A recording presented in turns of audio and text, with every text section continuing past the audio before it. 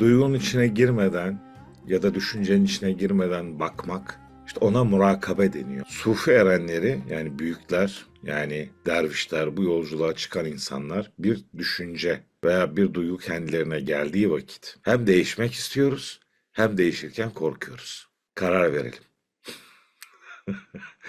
Değişmek korkutur. Ama bugüne kadar inandırdığım kimlik ben değilsem, şey vardı, Jim Carrey'nin filmi vardı. Truman Show diye. Yani aslında hayatımız biraz Truman Show gibi bir şey, yani haberiniz olsun. Çünkü biz sadece duygulardan ibaret değiliz. Çünkü biz duyguların ötesindeki sıfatlarla Allah bizi tanımlamış. Kendi Esma-ül Hüsna'sıyla bizi tanımlamış. O yüzden ben öfkeliyim, ben şöyleyim, ben böyleyim, bu kendi dedikodumuzu yapmak.